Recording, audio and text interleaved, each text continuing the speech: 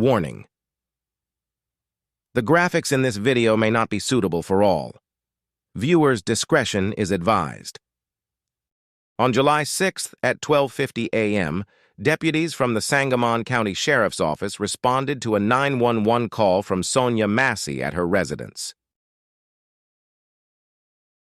At 1:08 a.m., body-worn camera number 1 captures the officer walking around the property investigating. However, if this is Sonia Massey's residence, why hasn't the officer made contact with her before inspecting the property?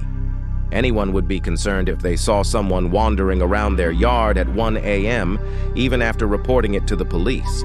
This approach could easily lead to someone getting hurt or worse. Was there some type of coded knock used by the officer?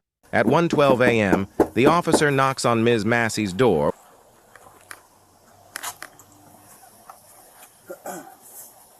while another officer, visible in the body-worn camera footage, also knocks. This should have been their initial action upon arriving at Ms. Massey's residence. These officers spent over 4 minutes trespassing on other properties in the neighborhood before finally knocking on Ms. Massey's door. Any resident could have come to their door and witnessed this, potentially leading to a dangerous situation for an innocent person. Let's continue.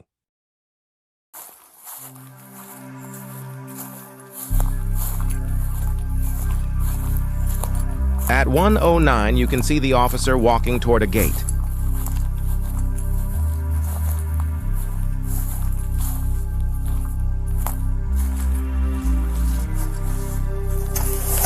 At 1:10, he walked out and closed the gate that had a no trespassing sign on it. At 1:14, we're back at Sonia's front door. Let's continue.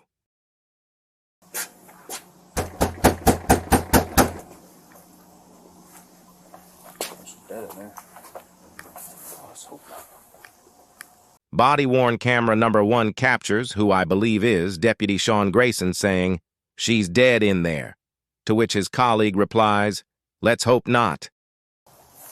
You come in the door or not? All right, hurry up.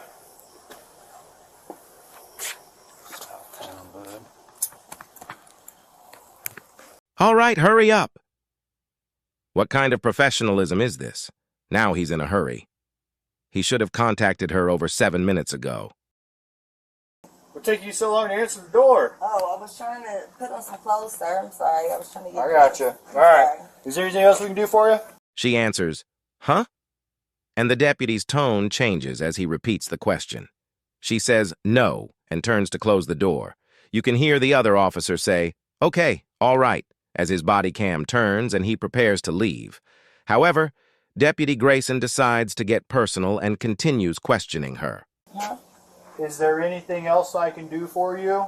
No, sir. Okay. Okay. All right. Huh? Is there anything else I can do for you? No, sir. Okay. Okay. All right. You doing all right mentally? Yes. Sure? My medicine and stuff. All right. Okay. I love y'all. Thank y'all. All right. That's not your black car, though. The SUV? Whose is it? At this point, the officers could have left as the investigation was essentially over, but Deputy Grayson had something else in mind.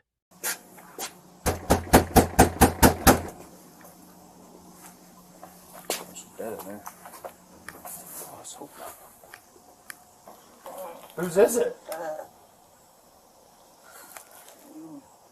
You don't know? Someone just parked it in your driveway? They brought it to my driveway. This is the vehicle Deputy Grayson is referring to. But why should he be concerned with a car in her driveway? The other officer heads back to check on the vehicle and calls it in while Grayson continues talking with Ms. Massey. As the officer finishes checking the vehicle, his body cam footage captures Ms. Massey and Deputy Grayson entering her home, and he follows them inside. Grayson continues to engage in conversation with Ms. Massey. Meanwhile, the body cam footage shows the officer shining his flashlight into one of the rooms. Grayson continues to engage in conversation with Ms. Massey, who appears to be calling 911 and asking for help. For help from y'all. They're here in my house right now. Inside the home, the situation starts to escalate. Hold on, wait a second, Ms. wait a Massey, second, sir. visibly distressed, repeatedly asks for help over the phone, mentioning the officers being inside her home. This seems to provoke Deputy Grayson, who then tells the dispatcher to hang up. You can see the deputy press the button on the mic and say, "You can hang up," and apparently he hangs up. You can hang up. Just 1 second, okay? Ms. Massey says, "I got some paperwork," and asks the deputy to pass her a Bible. He responds, "Okay," and hands it to her, then says, "I just need your name so we can get out of here."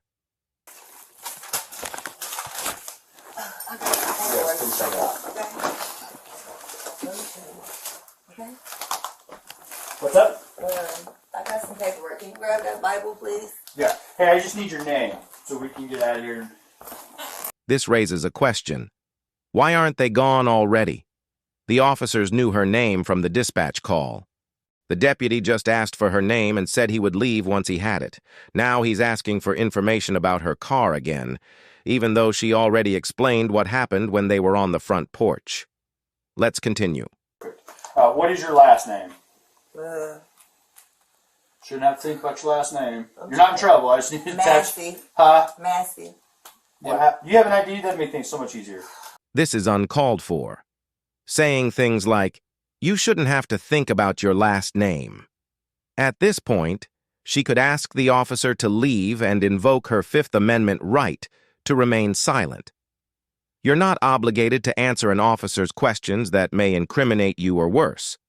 Once they realize the only person they're talking to is themselves, they'll likely leave. Let's continue. I just need just a driver's license will do, and then I'll get out of your hair. I want to show y'all my paperwork. I will get your paperwork. What paperwork? Okay. I got some paperwork. We'll just At this point, it seems as if Ms. Massey believes showing the officers her paperwork will resolve the situation. It's clear this has to do with the car, but the officers insist on seeing her ID. When she is unable to find it, things begin to escalate. I don't understand what the deputy said at this point.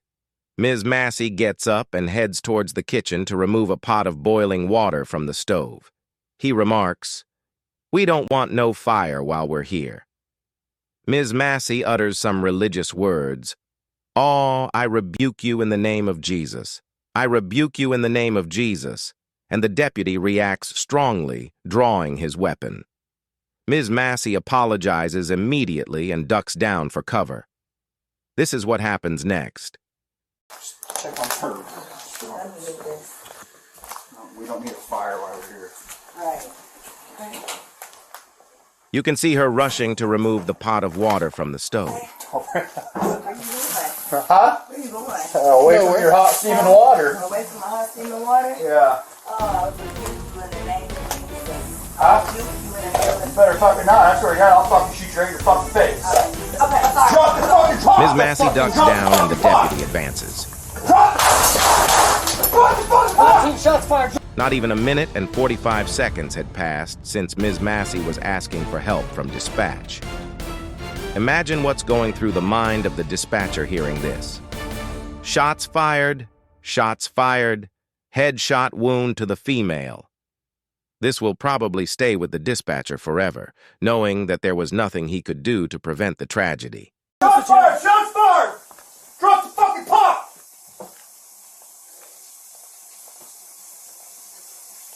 Bring EMS now. We got a headshot wound to the female. Headshot wound to the female. 1078. The officer cries out and heads toward the door. "I'm going to get my kit." Deputy Grayson chuckles and says, "It's a headshot wound, dude. There's no need." The officer turns back, gun still in hand. They both stand there, weapons drawn, pointing at the woman lying unconscious with a head wound. They are in shock, unable to believe what just happened. Fuck. I was on.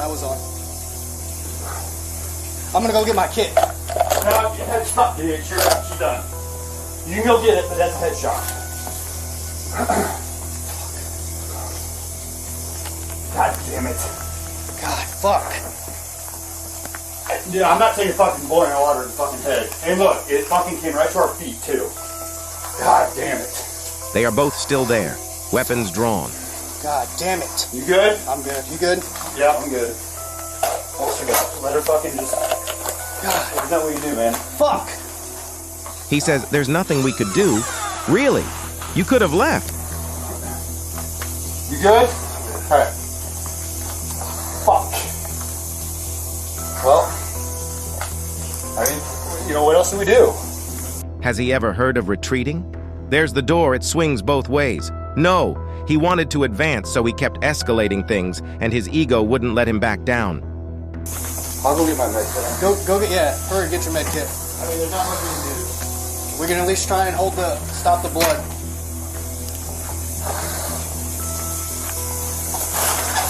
The officer finally goes to help Ms. Massey.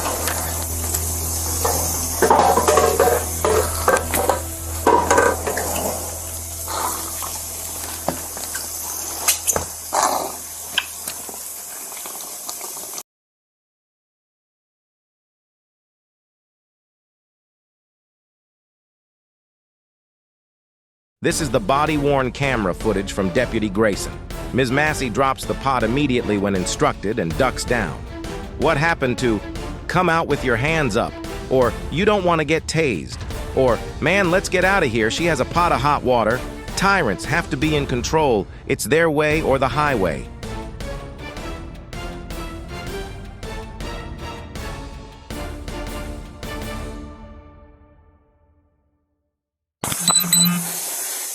I was on. I'm gonna go get my kit. No, headshot, dude. She's done. You can go get it, but that's a headshot.